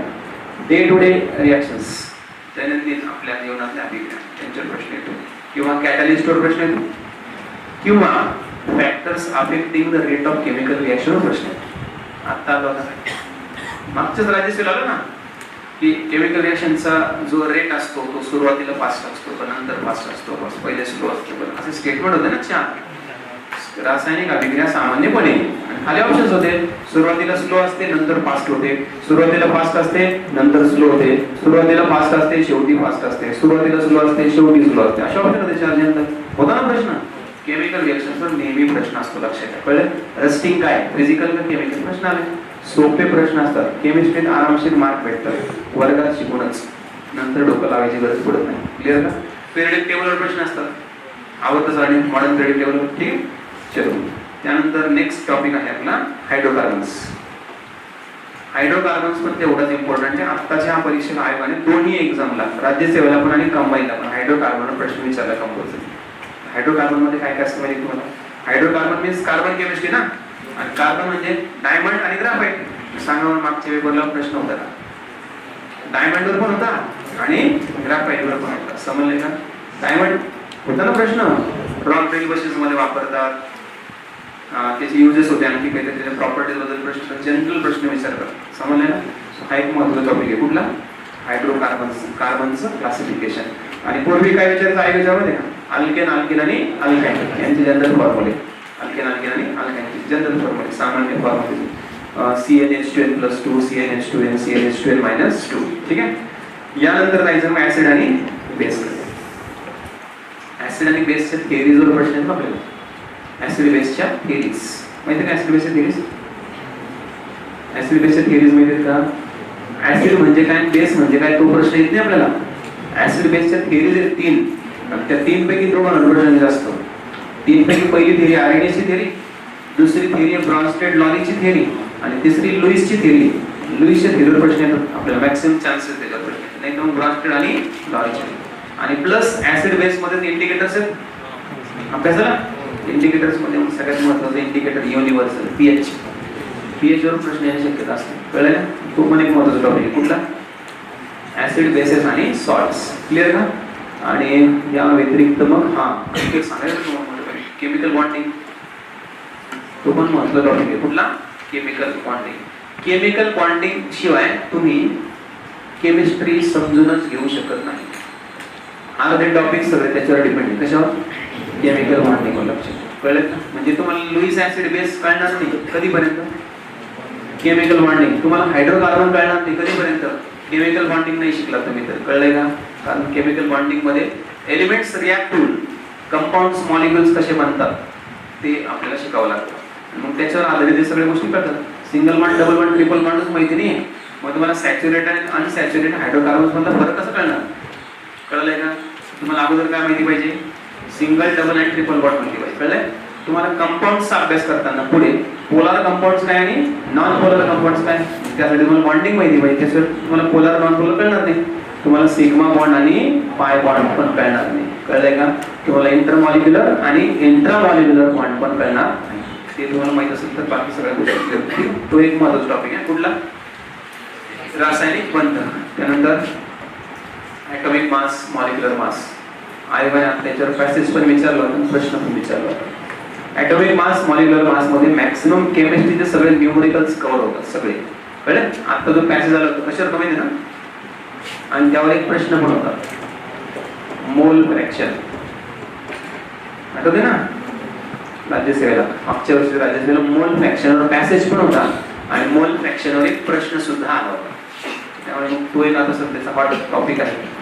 त्यानंतर मग हे रेडिओ ऍक्टिव्हिटी, अल्फा, बीटा आणि गॅमा, त्यांच्या प्रॉपर्टीज, त्यांची कॅपॅसिटी, त्यांचं पेनिट्रेशन, त्यांचे आयनायझेशन पॉवर. त्यानंतर इम्पॉर्टंट कंपाऊंड्स, बेकिंग सोडा, वॉशिंग सोडा, लाईमस्टोन, एक्सेट्रा. कळले का? Plaster of Paris, bleaching powder. येतात मग कसे जर बेसिक सायन्स, एकदम जनरल सायन्स केमिस्ट्रीमध्ये. ठीक आहे. आणि डे टू डे केमिस्ट्री खूप रेअर फ्रिक्वेन्सी, खूपच रेअर फ्रिक्वेन्सी. एखादा प्रश्न आता पाठीमागे विचारला होता, जे रबर आहे ना आपलं नॅचरल रबर, त्याचा मोनोमर काय? आयसोप्रीन. कळलंय का? नॅचरल रबरचं मोनोमर काय? आयसोप्रीन. प्लास्टिक्सवर प्रश्न येतात, काही वेळेस ग्लासवर येतात, काही वेळेस फायबर्सवर येतात, नायलॉन, रेयॉन, टेरिन वगैरे वगैरे. कळले? पण फ्रिक्वेन्सी फार कमी. कळले का? मग त्यातले महत्त्व आपण कुठले सांगा? पहिला ॲटॉमिक स्ट्रक्चर, दुसरा क्लासिफिकेशन एलिमेंट्स, तिसरा मेटल्स, नॉन मेटल्स, चौथा केमिकल. कळले? हे जास्त महत्त्वाचे. त्यानंतर दुसरा टप्पा हायड्रोकार्बन्स, केमिकल बॉन्डिंग, कळलं? त्यानंतर ऍसिड्स आणि बेसेस, आणि सगळ्यात कमी ॲटॉमिक मास, मॉलिक्युलर मास, ते रेडिओ ॲक्टिव्हिटी आणि डे टू डे केमिस्ट्री किंवा day to day compounds. Clear? Chemistry समजलं का? पुढे तिसरा आणि शेवटचा पार्ट कुठला? फिजिक्स, भौतिकशास्त्र. फिजिक्समध्ये खूप महत्त्वाचा पार्ट आहे आपला. त्याच्यावर सुद्धा प्रश्नाचं प्रमाण कधी कमी कधी जास्त असतं, पण हा पण असा पार्ट आहे की ज्यावर आपल्याला शुअरली मार्क भेटू शकतात. याच्यामध्ये सगळ्यात महत्त्वाचे हॉट टॉपिक्स कुठले? हीट, लाईट, साऊंड आणि electricity. 4 main forms of energy. Heat, light, sound आणि इलेक्ट्रिसिटी. उष्णता, प्रकाश, उष्णता, विद्युत आणि ध्वनी. 4 ऊर्जांचे महत्त्वाचे प्रकार. कळलं का? अर्धा सिलेबस हाच आहे फिजिक्सचा. अर्धा सिलेबस समजा फिजिक्सचं टॉपिक 100 पेजचे असतील, 100 पेजमध्ये फिजिक्सचे सगळे टॉपिक असतील, तर 50 पेजेस यांचेच आहेत. कुणाचे? हीट, लाईट, साऊंड आणि इलेक्ट्रिसिटी. कळलं का? सो यांच्यावर खूप जास्त स्कोप आहे आणि प्रश्न येत पण राहतात. प्रकाशाचे बंधन, कळलं? Total internal reflection, optical fibre, dispersion of light, कळलं? ते 7 कलर्स, न्यूटनचं प्रिझमचं experiment, scattering of light, Raman effect, कळलं? त्यानंतर इंटरफरन्स ऑफ लाईट किंवा डिफ्रॅक्शन ऑफ लाईट, याचे एक्झाम्पल्स, किंवा पोलरायझेशन ऑफ लाईट. आणि नाही काहीच आयोग हे पण विचारू शकतो ते Doppler effect of light, blue shift आणि रेड शिफ्ट. कळलंय का? सो हा पण एक परफेक्ट मार्क देणार टॉपिक आपल्याला. त्यानंतर हीट आणि साऊंडचे कॅरेक्टरिस्टिक दोन्ही याच्यावर प्रश्न होता आत्ताच्या राज्यसेवेत. साऊंडवर पण प्रश्न होता. ते कॉम्प्रेशन जर एखाद्या ऑब्स्ट्रक्शन जर आढळले तर रिफ्लेक्शन मध्ये काय असेल पहिल्यांदा आणि किती अँगल मध्ये काय असेल ते समथिंग प्रश्न होता. मग त्याचं उत्तर होतं ते कॉम्प्रेशनच. कॉम्प्रेशन जर आढळले तर रिफ्लेक्ट पहिले कॉम्प्रेशनच होईल, मग काहीतरी आणखी वर अँगल दिला तिकडे की त्याचं ऑप्शन होतं करेक्ट. कळलं का? सो थोडंसं काही वेळेस लॉजिक काय करत आयोग सोप्या प्रश्नाचं लॉजिक थोडंसं डिफिकल्ट करून टाकतं. आणि मुलं काय करतात अशा वेळेस मॅक्सिमम मुलं त्यांना काहीतरी नवीन दिसलं की ते लगेच स्किप करून टाकतात प्रश्न. मग आयोगाला पण तेच पाहिजे असतं ना, स्किप करणारे मुलं तर नकोच आहेत त्यांना. त्यांना कोण पाहिजे जे त्याला चॅलेंज म्हणून ऍक्सेप्ट करतील आणि सॉल्व्ह करण्याचा प्रयत्न करतील. कळलं? And I am not talking at all about the तुक्का गँग. कळलं ना? तुक्क्यावाल्यांबद्दल मी बोलतच नाहीये. त्यांच्यासाठी no strategy, no planning, no topics, no subject, काहीच नसते त्यांच्यासाठी. त्यांचं फक्त अंधधुंद गोळीबार जिंदाबाद असतो. त्यांना काही घेणं नसते कुठले विषय, कुठला टॉपिक, कुठला प्रश्न, काय स्ट्रॅटजी. त्यांना फक्त तुक्के मारायचे माहिती असतात, बाकी काहीच नाही. का? त्यांच्याकडे पेशन्स कमी असतात. 2 तास एक्झाम हॉलमध्ये शक्यच नाही फोकस करून, पॉसिबलच नाही. जास्तीत जास्त 10-15 मिनिटं वाचतील, 4-5 प्रश्न सिरियसली वाचतील. एकदा त्यांचं डोकं फिरलं सुरू A to Z, मग ते प्रश्नपत्रिकेकडे पाहतच नाही किंवा पाहिलं तरी असंच पाहत मग नंतर बघत बसत. बाकीचे बिचारे अभ्यास करणाऱ्या पोराला टेन्शन येतं. तर 1.5 तास झाला, माझे 60च प्रश्न झाले, याचा संपला काय पेपर? याला काय माहिती तुमके आले म्हणून सगळे काय काही तर बहादूर असे पाहिलेत मी. नंतर येऊन सांगतात पण सीसेटच्या पेपरला किती प्रश्न सोडले? 100 सोडले सर. सीसेटचे पेपर 80 प्रश्न असतात पण त्या सगळ्या तुमके मारायला आन्सर शीट 100 जास्त आहे ना. आन्सर शीट पाहून असतील ना इकडे 100 त्याला एकच म्हणजे तुमके मारायचे 100 बोल काय भारी बोल. आता काही दिवसांनी बघा तुम्ही आयोग त्यांचा मग सरकार करेल ना, नक्की करेल. आयोग सध्या खूपच ऍग्रेसिव्ह झाले भयंकर मुलांना. म्हणजे आयोग पण एक्सपेक्ट करत आहे की एमपीसी करणाऱ्या मुलांनी एमपीसीला सिरियसली घ्यावं आणि बाकीचे तिजोरीज आणि टाइमपास आहे बंद करावे, फक्त आणि फक्त अभ्यासावरच फोकस करावं. हे आयोगाचं एक्सपेक्टेशन आहे मुलांकडून. आणि आयोग त्या दृष्टीने मुलांना शिस्त लावण्याचा चांगला प्रयत्न करत आहे. त्यामुळे मी आयोगाच्या त्या सगळ्या गोष्टींना खरंच ॲप्रिशिएट करतो मनापासून की आयोग चांगलं करत आहे. त्या मुलांचे फार हे गोष्टी खूप वाढल्या होत्या आणि याच्यामुळे काय झालं, अभ्यास करणारे मुलं पण डिस्टर्ब होऊन झालं. काही नाही, काढा मोर्ची, करा हे करा ते, रिकामे काम, अभ्यास द्यायचं सोडून ते धंदे करत बसायचे. आपलं काम आहे अभ्यास करायचं. कळलं? बरेच मुलं आता हे पण म्हणत होते की आता हे झालं, रिटर्न झालं बरं, डिस्क्रिप्टिव्ह झाला, आता डिफिकल्ट झाला, आता कसं झालं. हे बघा, माझं जर स्वप्न आहे ना की मला डेप्युटी कलेक्टर व्हायचं, मग मी रडत बसून काय उपयोग? डिस्क्रिप्टिव्ह होणे तर काही बरं, दुसरा महत्वाचा मुद्दा, कोण रडतं माहिती का, किंवा कोणाला ते भयंकर वाटतं माहिती का, ज्याने एक्झाम दिलेली नाही किंवा एखादी एक्झाम दिली, ज्याने 2-3 एक्झाम दिले आहेत ना MCQs पॅटर्नवाल्या, तो 100 ni 200% ह्या निर्णयाचं स्वागतच करणार. कारण त्याला माहिती आहे की मी 2-3 अटेम्प्ट झाले, इतका अभ्यास करतोय तरी सुद्धा मला 15 प्रश्न वाचल्यानंतर 5 प्रश्नांमध्ये सुद्धा कॉन्फिडन्स नसतो की मी जे वाचले ते आले म्हणून. बरोबर का चूक सांगा? त्याला ते खूप झगडावं लागतं, खूप डोकं लावावं लागतं, डोकं पागल करून घ्यावं लागतं त्या प्रश्नांची उत्तरं शोधायला, म्हणजे टॅकल करायला काय ऑप्शन असेल. कळलंय का? स्टेटमेंट मध्ये कन्फ्युज होतो. त्याला वाटतं पहिलं बरोबर आहे, नंतर शेवटचं पण बरोबर आहे, खाली पर्याय बघतो काय पहिलं चौथं नसतं त्याच्यात. बरोबर का चूक सांगा? वाटतं पहिलं विधान पण बरोबर आहे, चौथं विधान पण बरोबर आहे, त्याला वाटतं अ आणि ड बरोबर आहे, खाली बघतो अ आणि ड कुठेच नाही. परत प्रश्न वाचावा लागतो त्याला. मग तो इकडून तिकडून अ क आणि ड पाहतो, ते अ क ड पण एकत्र नसतं, अ आणि क एकीकडे असतं, क आणि ड एकीकडे. मला सांगा, याच्यापेक्षा तुम्ही एवढा परफेक्ट अभ्यास केलाय, तुम्हाला लिहायला अवघड आहे का? 150 शब्द एका प्रश्नासाठी, काहीच अवघड नाही. कळलं का नाही? उलट तुम्ही आता परफेक्शन आहे, तुम्हाला हे कन्फर्म आहे काय, जे तुम्ही वाचाल ते तुम्हाला तेच लिहायचंय. डोकं लावायचं हे असेल तर ते असेल, बिलकुल नाही. उलट हा पॅटर्न खूप छान आहे. आता याच्यामुळे काय होते, जे खरं सिन्सिअर मुलं आहेत ना अभ्यास करायचे प्रॉपर, ते अधिकारी होतील. आता पहिले तरी थोडेसे तुक्केवाले, थोडेफार इकडे तिकडे 10-15 प्रश्न तुक्केवार घेऊन जात होते. बिचारा अभ्यास करणार मुलं टेन्शन घेऊन नको स्किप करू, हा याला काही घेणारच नाही. गोळीबार लावून जायचे, झाला प्री क्वालिफाय, नंतर मेन्सला सिरियस, लगेच अभ्यास करून लगेच अधिकारी. मग ते कमी होईल ना, आता कोण जाईल पुढे? जे प्रॉपर अभ्यास व्हायला तेच मेन्स म्हणून पुढे जाते. ठीक आहे, चला. तर फिजिक्स मध्ये 4 महत्त्वाचे टॉपिक, हॉट टॉपिक्स कुठले? हीट, लाईट, साऊंड आणि इलेक्ट्रिसिटी. हे करायचेच परफेक्ट एकदम. देन आफ्टर दॅट पुढचा फोकस आपला पाहिजे राज्यसेवेसाठी effects of electric current. Electric करंटचे 3 इफेक्ट्स आहेत बघा. कुठले सांगा? एक हिटिंग इफेक्ट आहे, एक मॅग्नेटिक इफेक्ट आहे आणि एक केमिकल इफेक्ट आहे. औष्णिक परिणाम आहे, एक चुंबकीय परिणाम आहे, एक रासायनिक परिणाम आहे. हिटिंग इफेक्ट, मॅग्नेटिक इफेक्ट आणि केमिकल इफेक्ट. क्लिअर? आणि आपल्या रोजच्या जीवनाशी संबंधित आहे तिन्ही पण. नाही, हिटिंग इफेक्ट मीन्स ज्यामध्ये इलेक्ट्रिसिटी कन्वर्ट होते हीट मध्ये, आणि ती हीट एनर्जी आपण वापरतो. कळलं? वेगवेगळ्या पर्पजेससाठी, जसं की हीटर असेल समजा, कळलं? इलेक्ट्रिक आयरन असेल समजा, इलेक्ट्रिक बल्ब असेल समजा, त्यानंतर फ्यूज असेल आपला फ्यूज. कळलं ना? ते सगळ्या ठिकाणी कुठला इफेक्ट? हिटिंग इफेक्टवर काम करतात ते सगळे. आलंय लक्षात? मॅग्नेटिक इफेक्टचं एक्झाम्पल सांगा. मॅग्नेटिक इफेक्टवर आपण वापरत असलेल्या एखाद्या पदार्थाचं, उपकरणाचं नाव सांगा. त्याच्यात मॅग्नेटिक इफेक्ट इलेक्ट्रिसिटीचं, म्हणजे इलेक्ट्रिसिटी जी आहे ती मॅग्नेटिझम प्रोड्यूस करते. मोटर, इलेक्ट्रिक मोटर आहे, फॅन त्याच्यावरच आहे ना, इलेक्ट्रिक मोटर. कळ? आणि हे जे मी बोलतोय ते त्याच्यावरच आहे ना, मॅग्नेटिक इफेक्ट. इव्हन आपल्या डेबिट क्रेडिट कार्ड मध्ये असणारी ती चिप, ते पण मॅग्नेटिक इफेक्ट आहे ना इलेक्ट्रिसिटीचा. कळलंय का नाही? लक्षात आलं का?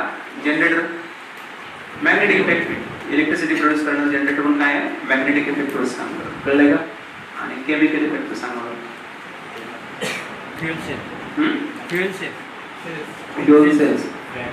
फ्युएल सेल्स मध्ये केमिकल इफेक्ट मीन्स केमिकलचा इफेक्ट. तुम्ही एक्झाम्पल सांगितलं, सोर्स सांगितलं तुम्ही, chemical energy source of electricity. नाही, मी इफेक्ट म्हणते, ऍप्लिकेशन म्हणते. ऍप्लिकेशन म्हणजे इलेक्ट्रिसिटीचा उपयोग करून त्याचं ऍप्लिकेशन केमिकलच्या फॉर्ममध्ये. नाही, इलेक्ट्रोप्लेटिंग, एनोडायझिंग, नाही का? आपण प्लेटेड ऑब्जेक्ट्स वापरतो ना, स्टेनलेस स्टीलच्या वस्तू वापरतो ना आपण, की नाही? कोटिंग असतं ना, ते इलेक्ट्रोप्लेटिंग असतं. ते that is chemical effect of electric current. कळलंय का? ते आपल्याला ऍप्लिकेशन्स महत्वाचे आहेत. कळलं का? इलेक्ट्रोप्लेटिंग काय ते माहित असणं गरजेचं आहे आपल्याला. ते कुणाचं इफेक्ट आहे? केमिकल इफेक्ट आहे. ठीक आहे. Then after that gravitation. हे आता कमी महत्वाचे टॉपिक हा. फोर्स, ग्रॅव्हिटेशन आणि मोशन हे कमी महत्वाचे टॉपिक. बट ग्रॅव्हिटेशन आता युजली आपल्याला मेन्सला पण उपयोगात येतं, त्यामुळे तो चांगलाच केलेला बेटर. सगळं डिटेल येतं ना. ग्रॅव्हिटेशन म्हणजे सगळे फोर्सचे टाइप्स. हा, सगळे फोर्सचे टाइप्स आणि त्याचे सगळे रिलेटेड कन्सेप्ट कळले का?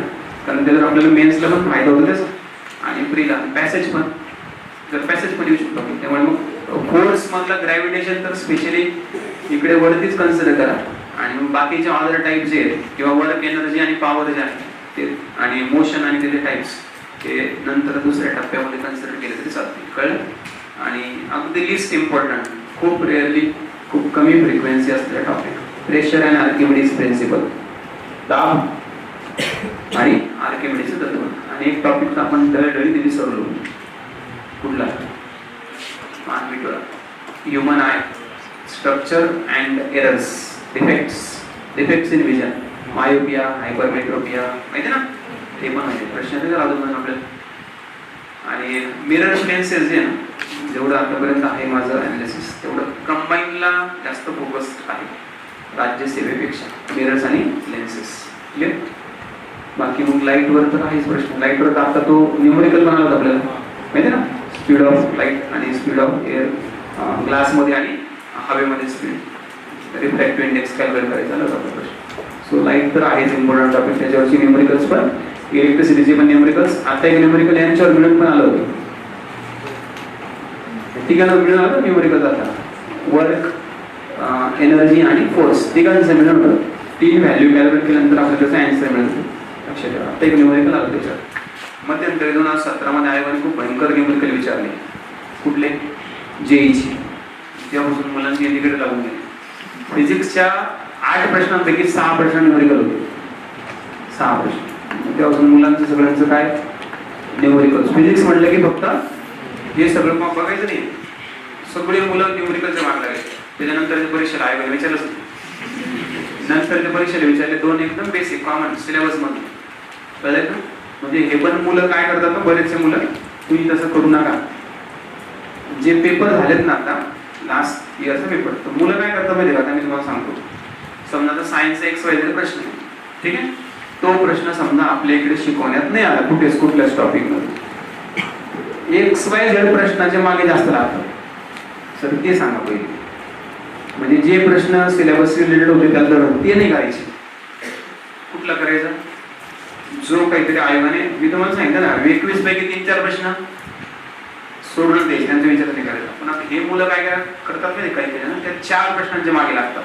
फक्त सायन्सच्या बाबतीत नाही, आणखी विषयांच्या बाबतीत पण होतं ते. तसं करू नका. का बरं सांगा? मी सांगेन तुम्हाला, मी शिकवेल 4 प्रश्नाचं उत्तर काय आलं. येणार आहेत का पुन्हा? सांगा ना पटकन. तुम्ही त्याला अख्खा सगळा वेळ देणार, त्याला सिरियसली घेणार, बाकी सगळं गेलं तुम्हाला बाकी विषयांकडे, बाकी टॉपिककडे लक्ष द्यायला वेळ भेटणार ना.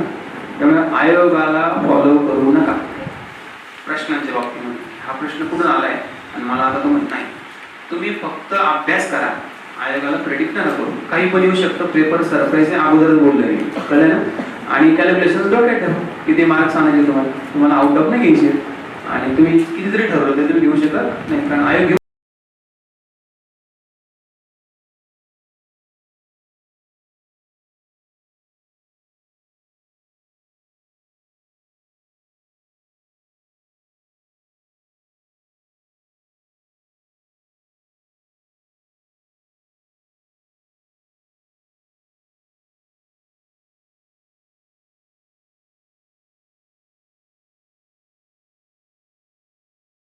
तुम्हाला आउट ऑफ मार्क, तर मग ते प्रश्नांच्या नादी लागू नका. जे आउट ऑफ फोकस आहे, आउट ऑफ सिलेबस आहे, ज्याचा सोर्स फक्त कुणाकडे असतो? आयोगाकडेच असतो. लक्षात ठेवा. क्लिअर का? जे हातात आहे आपलं ते परफेक्ट करून घ्या, तुमचा रिझल्ट 100% क्लिअर. काही कोणाचे डाऊट त्यांना घरीच विचारू शकता, नाहीतर मग आपण थांबणार आहोत. क्लिअर का? पुस्तकं वगैरे तुम्हाला बुक लिस्ट सांगितली असेल, नसेल 8वी 9वी 10वीचे बेसिक बुक्स, स्टेट बोर्डचे प्लस NCERTचे प्लस 11वी आणि 12वीचे फिजिक्स, केमिस्ट्री आणि बायो. आपलं पुस्तक आहे सायन्सचं, ठीक आहे? जनरल सायन्स पण आहे इंग्लिशमध्ये, आणि बाकी करंट पण थोडंसं बघा. करंट रिलेटेड पण प्रश्न येतात आपल्याला, ज्याचा संबंध डायरेक्टली इनडायरेक्टली सायन्सशी असतोच. लक्षात ठेवा. ठीक आहे? मग आपलं टेलिग्राम चॅनल आहे, ते तिकडे कोपऱ्यात दिसते तुम्हाला, ते जॉईन करून घ्या. ठीक आहे? आणि त्याच्यावरून आपलं यूट्यूब चॅनल आहे ते पण जॉईन करून घ्या. Clear? Science by Anil Kolte असं यूट्यूब चॅनल आहे आणि त्याच्यावर मी एक व्हिडिओ घेतला आहे. त्याच्यावर मी काय घेत असतो ते पण सांगतो मी त्या चॅनलवर. त्याच्यावर घेत असतो मी PYQs, previous year questions analysis. कळले का? त्याच्यावर आणि काही MCQs पण प्लस पेपरची स्ट्रॅटेजी. कळलं? जर पेपर झाला एखादा MPSCचं त्याचं ॲनालिसिस आणि त्याच्यावर एक लेक्चर पण घेतले मी आता. कुठलं माहिती आहे का? आता रिसेंट मागच्या 2 आठवड्यापूर्वी MPSC आता UPSC झाली आहे का? Question mark. तर घेतले मी बघून घ्या. मी तुम्हाला ते सिलेबस करून देईल. कशाचा? UPSCचा. कारण MPSCचा सिलेबस आणखी आलेला तर UPSCचा सिलेबस सांगितला आहे. मेन्सचा कसा असतो नाही. ठीक आहे? कुठले कुठले विषय असतात. चलो. So thank you very much. भेटूया आता पुढच्या वीकमध्ये. ठीक आहे?